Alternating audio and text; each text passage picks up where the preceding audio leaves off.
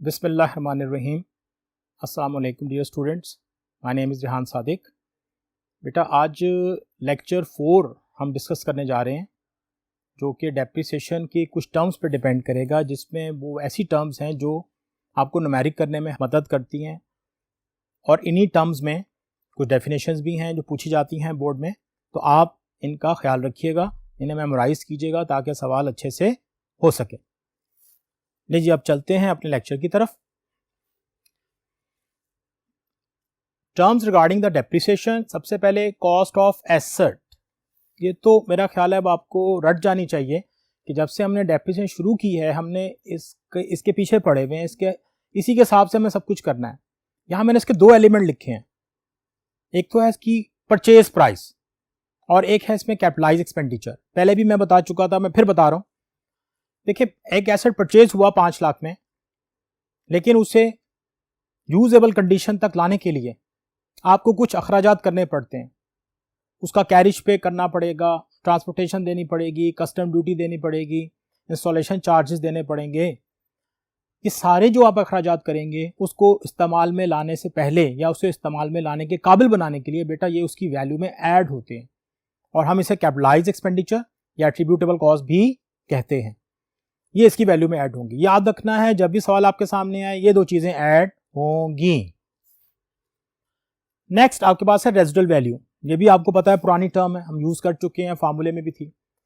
यहां मैंने इसके कुछ नाम भी लिखे हुए हैं। इसे scrap value, salvage value, breakup value भी कहते हैं, ट्रेडिंग अलाउंस भी है, वो भी कहते हैं इसे। अब ये होती क्या है? Amount received. कौन रिसीव करेगा? ऑब्वियसली जो एसेट यूज कर रहा है। Amount receive by the business कब? At the end of its economic life. इस पे भी पहले बात हो चुकी थी। अब ये जो वैल्यू आपको मिलती है जब हम इसे एसेट की कॉस्ट से माइनस करते हैं तो इससे एक वैल्यू आती थी, उसे हम कहते थे डेप्रिशिएबल अमाउंट। बेटा इसके बाद आपके पास इकोनॉमिक लाइफ है। लास्ट लेक्चर में, लेक्चर 3 में भी ये बात डिस्कस हुई थी कि जो लाइफ है ना किसी भी एसेट की, ये कौन डिसाइड करते हैं? ये इंजीनियर्स डिसाइड करते हैं, वो बताते हैं और ये गिवन होती है बुकलेट में। इवन आप कोई अच्छे ब्रांड की कोई चीज लें, कोई सेल लें, कोई घड़ी लें, कोई आप इवन बल्ब लें, तो आप देखिएगा उस पर कहीं ना कहीं मेंशन होगा कि इसकी लाइफ कितने घंटों में है, तो ये मेंशन होता है। आफ्टर हैविंग दैट लाइफ और after consuming that life the assets value must be zero, यानी कि वो हमें डिस्कार्ड कर देना चाहिए, हमें उसको अब यूज नहीं करना चाहिए, वरना हो सकता है वो किसी स्टेज पे जाके हमें कोई नुकसान पहुंचा दे, खराब हो जाए, फिर आपको प्रॉब्लम होगी, आपका टाइम डिले आएगा, प्रोडक्शन में टाइम डिले आएगा, इस तरह के बहुत से मसले मसाइल हो सकते हैं। Depreciation very important. ये थोड़ी कंफ्यूजन होता है, हम रूटीन में गलतुल-आम में लफ्ज़ बोलते हैं डेप्रिसिएशन, हम उसी को डेप्रिसिएशन एक्सपेंस भी समझ रहे होते हैं। नहीं, ऐसा नहीं है। Depreciation is basically entire process, ये प्रोसेस है एलोकेशन, कॉस्ट को एलोकेट कर रहा होता है ओवर द इकोनॉमिक लाइफ। उस प्रोसेस का नाम क्या है? डेप्रिसिएशन। और उस प्रोसेस के नतीजे में जो फिगर हमारे सामने आती है उसे हम बोलते हैं बेटा डेप्रिसिएशन एक्सपेंस।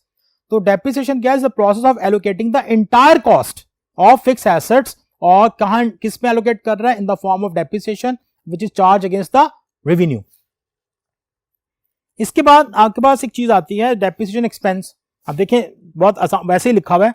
तो एलोकेटेड कॉस्ट, इसने एलोकेशन की the allocated cost of fix assets कब? Which is charge against the revenue, जो कि हम रेवेन्यू के अगेंस्ट चार्ज कर रहे हैं। सारा एसेट चार्ज नहीं होगा, रेवेन्यू के अगेंस्ट वो पोर्शन चार्ज होगा। ये हमने पहले लेक्चर में बात पढ़ी थी, जो बेटा यूज पोर्शन होता है, जो कंज्यूम हो रहा होता है, जो हमें रेवेन्यू जनरेट करके दे रहा होता है, वो हमारा एक्सपेंस है, हम उसे वहां पर चार्ज करते हैं, मीन डेबिट करते हैं प्रॉफिट लॉस में। वो खुद ब खुद इनकम के अगेंस्ट चार्ज हो जाता है, मीन उसके अगेंस्ट डेबिट हो जाता है।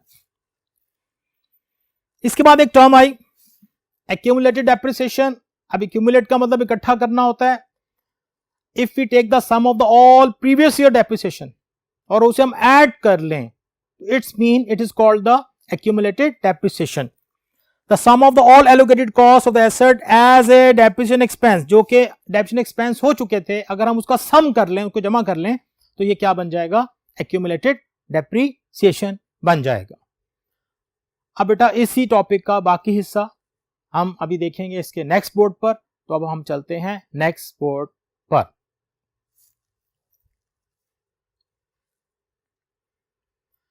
अब एक दो बातें और बची हैं। Written down value. Written down value क्या चीज है? The portion of the cost of an asset which is yet to be charge या एलोकेटेड एज डेप्रिसिएशन एक्सपेंस, जिसे हमने अभी डेप्रिसिएशन एक्सपेंस में लेके जाना हो, कन्वर्ट करना हो, यानी कि वो पोर्शन जो अभी बच गया हो या वो पोर्शन जिससे अभी हमने इस्तेमाल नहीं किया हो, उसे हम क्या बोलते हैं? Written down value. इसके बाद हमारे पास एक टर्म आती है बुक वैल्यू। बुक वैल्यू को बेटा कैरिंग वैल्यू भी बोलते हैं। Carrying value, the value eight which asset is presented in the balance sheet. अब हमारे स्टेज पर या हमारे लेवल पर हम सिर्फ इतना बताते हैं एसेट्स लेस डेप्रिसिएशन, लेकिन इसमें एक और बात भी है कि एसेट्स लेस एक्यूमुलेटेड डेप्रिसिएशन। अब शायद आपको समझ में आ रहा होगा कि मैंने एक्यूमुलेटेड डेप्रिसिएशन की टर्म का इस्तेमाल क्यों किया, क्योंकि वो कहीं ना कहीं आपको कहीं ना कहीं मदद देगी, आपको बताएगी। हो सकता है कहीं आपको किताब में लिखी हुई नजर आ जाए, इससे मैंने बता दिया। लेकिन नॉर्मली हम यहां पर जो डेप्रिसिएशन जो बुक वैल्यू निकालते हैं डेप्रिसिएशन के जरिए, उसमें से एसेट्स की कॉस्ट में से हम माइनस करते हैं सिर्फ depreciation of the current accounting year. हम ज्यादातर एक्यूमुलेटेड पर यहां पर बात नहीं करते या दिखाते नहीं है, शायद हमारे बोर्ड में ऐसा आता नहीं है। इसके बाद एक कॉम्प्रिहेंसिव से एग्जांपल है उसी फॉर्मूले से, जिसमें आपको ये काफी सारी टर्म्स के बारे में पता चलना शुरू हो जाएगा और आप समझ जाएंगे कि जी अब क्या करना है। देखो बेटा, फिक्स्ड रॉ मेथड में ये एक फॉर्मूला है, बेस फॉर्मूला। ये हमने शुरू में पढ़ा था, पहले लेक्चर में पढ़ा था कि हमारे पास एक डेफिनेशन है जो स्टैंडर्ड को इंडिकेट करती है। Annual depreciation expense is equal to asset cost minus residual value over its economic life. I have taken it as exemption, assets की कॉस्ट है मेरे पास 9 लाख, उसकी रेजिडुअल वैल्यू है 1 लाख, लाइफ है उसकी बेटा 10 ईयर। तो जब आप इसे सिंप्लीफाई करेंगे you will have the amount of the per year depreciation rupees 80,000। इसका मतलब बड़ा सीधा सा है कि 80,000 अगर आप 10 साल तक करें तो उसके बाद आपके एसेट्स की वैल्यू 0 हो जाएगी या बराबर होगी रेजिडुअल वैल्यू के। अब यहां पर मैंने एक टेबल सा छोटा सा बनाकर कुछ चीजों को एलैबोरेट किया, जो टर्म्स आप पढ़ के आए हो उसको मैंने बताने की कोशिश की है। सबसे पहले आप यहां देख रहे हैं आपके पहला ईयर है, फिक्स्ड रॉ मेथड हम अज्यूम करके चल रहे हैं, डेप्रिसिएशन एक्सपेंस आपका 80,000 है, ठीक हो गया। अब अभी हमने एक लेक्चर में पढ़ा था, पीछे लेक्चर नंबर 3 में एक बात हुई थी, उसमें हमने एक चीज पढ़ी थी कि आपके depreciation expense remain fix in all coming years fixed raw method में। अब वही मैंने जरा थोड़ा अज्यूम किया हुआ है, पहले साल भी 80,000, दूसरे साल भी 80,000, तीसरे साल भी 80,000, चौथे साल भी सेम अमाउंट। अब this is the depreciation expense. अगर आप डेफिनेशन में जाओ तो the allocated cost of the one accounting year which is charged against the revenue is called depreciation expense. And if you take the aggregate of this, the total of all previous year depreciation which has been charged as a depreciation expense in the previous accounting year, total of all previous year depreciation which is charged as a depreciation expense in previous accounting years, अगर आप उसका total लें, sum लें, that becomes accumulated depreciation. इसके बाद हमने वहां एक टर्म पढ़ी थी बुक वैल्यू। अब बेटा मैंने अभी बताया कि हम जो यहां यूज करते हैं बुक वैल्यू, उसमें हम 1 साल के हवाले से बात करते हैं। तो book value asset cost 9 lakh, first year की डेप्रिसिएशन माइनस की मैंने 80,000 and you have the book value rupees 8,20,000। अगर मैं यहां एक्यूमुलेटेड इस्तेमाल करना चाहूं तो मुझे हर पहले साल के अलावा हर साल में इसको ऐड करना पड़ेगा, वैल्यू सेम आएगी, यानी कि 8,20,000 तो नहीं होगी, 2 साल बाद जाहिर है ये और कम हो जाएगी, 3 साल बाद ये और कम हो जाएगी। लेकिन अगर आप फाइनली 4 साल बाद एक्यूमुलेटेड डेप्रिसिएशन माइनस करके देखें और 4 साल तक अगर आप 80,000 माइनस करते रहें तो वैल्यू शुड बी सेम, वो एक जैसी आएगी। बेटा ये बेसिक टर्म्स थी जो हमने यहां तक पढ़ी, इनको बहुत अच्छी तरह समझना है आपने, इस पर बहुत अच्छा सा ध्यान देना है इसमें। अब ये टर्म्स वाला हिस्सा खत्म हो गया, हम आहिस्ता आहिस्ता न्यूमेरिक की तरफ जा रहे हैं। हमारा अब अगला जो लेक्चर है वो अब शिफ्ट हो रहा है, हम अगले बोर्ड पे जाके कुछ पढ़ेंगे कि वहां पे कुछ हमें मजीद इंफॉर्मेशन मिलेगी डेप्रिसिएशन के अकाउंटिंग की एंट्रीज के हवाले से, और फिर इस तरह करते करते हम एक न्यूमेरिक तक पहुंच जाएंगे। अब हम चलते हैं अगले बोर्ड पर।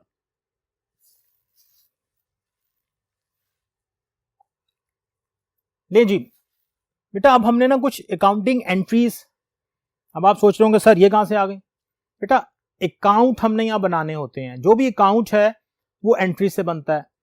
दो तरह की अकाउंटिंग हम कर सकते हैं। हम एंट्री से अकाउंट बना सकते हैं और अकाउंट से एंट्री बना सकते हैं। तो ये कोई मुश्किल एंट्रीज नहीं है, चंद एक एंट्रीज हैं, मेमोराइज रखिएगा। एक्चुअली कभी भी कोई शॉर्ट आंसर में आ जाती हैं, वैसे भी आपको मेमोराइज होनी चाहिए। आप ज़ाहिर अकाउंटिंग के स्टूडेंट्स हैं, आपको पता होना चाहिए कि डेप्रिसिएशन अगर एसेट परचेज हो रहा है, फिर एसेट सेल हो रहा है, फिर एसेट पे अगर डेप्शन चार्ज हो रही है तो क्या क्या एंट्रीज पास की जाएंगी। तो हम उस तरफ चल रहे हैं, कोई मुश्किल बात नहीं है इसमें, बहुत आसान सी चीज़ें हैं। आप ज़रा गौर कीजिएगा ताकि आपको एक अहम चीज़ें समझ में आ जाएं। सबसे पहले है आपके पास परचेज ऑफ एसेट्स। अब एसेट परचेज करते हैं, जाहिर है आपके फिक्स एसेट में इजाफा होता है और एसेट्स में कमी भी होती है। मीन अगर आप कैश के जरिए या बैंक के जरिए, चेक के जरिए पेमेंट करते हो तो उसमें कमी होती है, और आप पेमेंट नहीं करते तो जाहिर है आपको लायबिलिटी इंकर करोगे, आपकी लायबिलिटीज में इजाफा होगा। तो एंट्री इज वेरी सिंपल। हम एसेट्स नेम अकाउंट डेबिट करेंगे,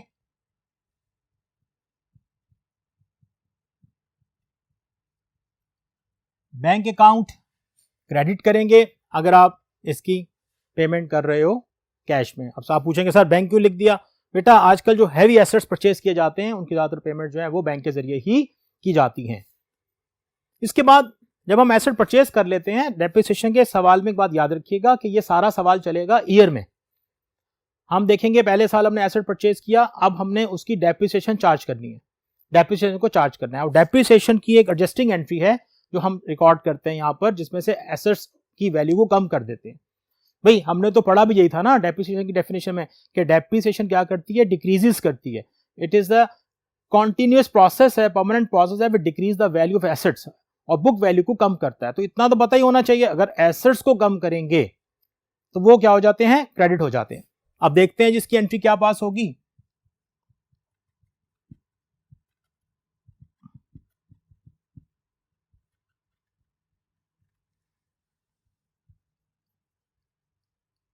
डेप्रिसिएशन एक्सपेंस अकाउंट डेबिट, और एसेट्स की वैल्यू को मुझे कम करना है। एसेट्स नेम अकाउंट क्रेडिट, और एसेट का नाम, क्योंकि एसेट में कमी करनी है। एसेट को पहले डेबिट किया था, अब उसे कम कर रहे हैं तो उसे क्रेडिट कर रहे हैं, और जितना कम हो रहा है यानी कि उसका यूज पोर्शन जो है वो हम किस पे ट्रांसफर कर रहे हैं? डेप्शन एक्सपेंस में। जब एसेट कम होगा तो अपनी जगह ही एक और चीज को जनरेट कर रहा होगा, दैट इज कॉल्ड एक्सपेंस। इसके बाद जब डेप्शन एक्सपेंस रिकॉर्ड हो जाता है तो हम बेटा उसे क्लोज करते हैं, और क्लोजिंग प्रोसेस होता है प्रॉफिट एंड लॉस में। अब हमें एक्सपेंस को क्लोज करना है, दिस इज वेरी सिंपल। अगर एक्सपेंस डेबिट है तो क्लोज होगा क्रेडिट होकर। तो यहां पर हम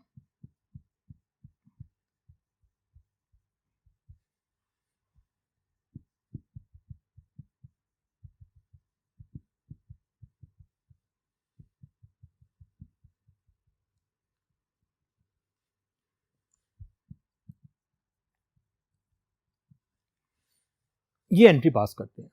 एक्सपेंस हमेशा क्लोज होते हैं प्रॉफिट एंड लॉस में, इसलिए जब एक्सपेंस क्लोज किया, ये डेबिट था क्रेडिट हो गया, ये डेबिट था क्रेडिट हो गया, और हम कहां लेके जा रहे हैं इसे बेटा? प्रॉफिट एंड लॉस अकाउंट पे लेके जा रहे हैं, इसे वहां पे डेबिट हो जाएगा। इसके बाद जब हम डेप्रिसिएशन की और मजीद एंट्रीज करते हैं तो इसमें हमें जाहिर है सेल, एक एसेट को सेल करना पड़ता है। मैंने यहां हेडिंग दी है sale of asset at loss. बड़ा सिंपल है। देखें यहां पर एक चीज मैंने अभी बताई, एसेट परचेज किया, भाई परचेज किया तो एंट्री थी asset debit, bank credit. Obviously अगर मैं यहीं से रह के बात करता हूं तो क्या होगा? जब मैं सेल करूंगा तो एंट्री शुड बी रिवर्स, मेरे पास बैंक डेबिट हो जाएगा और एसेट क्रेडिट हो जाएगा, क्योंकि एसेट मेरे पास नहीं है। पॉइंट टू बी नोटेड, यहां पे जो एसेट की सेल होती है, this is not my regular sale, so I can not credit the sales account. मैं सेल अकाउंट को क्रेडिट नहीं कर सकता, so I have to give the credit to the respective account which is known as asset account, ताकि ये बात जाहिर हो कि मेरे एसेट्स की वैल्यू में डिक्रीज आ रहा है। अब मैं यहां पे कुछ हेड ऑफ अकाउंट का इस्तेमाल करूंगा, गौर कीजिएगा। सबसे पहले मैंने एसेट सेल किया, obviously I will receive some amount in bank account. इसके बाद अगर मुझे एसेट्स के पूरे पैसे नहीं मिल रहे तो मैं उसे प्रॉफिट एंड लॉस लिखूंगा, और यहां पर मैं एसेट्स नेम अकाउंट को क्रेडिट कर दूंगा। अब कभी कभी ऐसा होता है, ये मैंने एक एंट्री ऐसी पास की कि आपने एसेट सेल किया, ये एसेट सेल हुआ शायद साल के शुरू में, इसमें डेप्रिसिएशन रिकॉर्ड नहीं हुई, लेकिन अगर हम साल के आखिर में या साल के दरमियान में इसी एसेट को सेल करते तो यहां पर डेप्रिसिएशन एक्सपेंस भी शो होना था।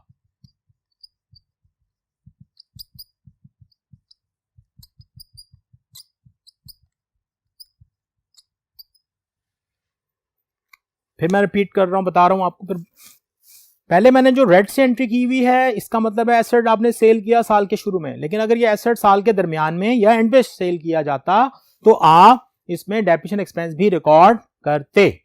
तो this is very much important. ये बेटा 4 एंट्रीज हैं, इसके अलावा भी एक आध एंट्रीज और ऐड हो जाएगी, ज्यादा इसमें एंट्रीज नहीं होती, थोड़ा थोड़ा इसको करके मेमोराइज करें, बड़ा अच्छा हो जाएगा। अब हम इस एंट्रीज से हम एसेट अकाउंट कैसे बनाते हैं, इसके लिए हम देखेंगे इसके नेक्स्ट बोर्ड पर। तो हम वहां चलते हैं और देखते हैं कि एसेट अकाउंट कैसे बनाया जाता है और हम सवाल कैसे शुरू करेंगे। तो अब चलते हैं नेक्स्ट बोर्ड पर। जी बेटा, अब डेप्रिसिएशन की हमने एंट्री सीखी, उन एंट्री से अकाउंट कैसे बनता है। अब ये अकाउंट बनाना और समझना बहुत ज़रूरी है आपके लिए, क्योंकि इस लेक्चर्स के बाद हम जो भी कुछ करेंगे वो बेटा न्यूमेरिक पोर्शन होगा, सवालात हल होंगे। अगर आपको ये बातें क्लियर हो जाती हैं तो आप सवाल बहुत बखूबी कर लेंगे, और एक आध सवाल समझने के बाद हो सकता है आप किताब के बहुत से सवाल हल करना शुरू कर दें।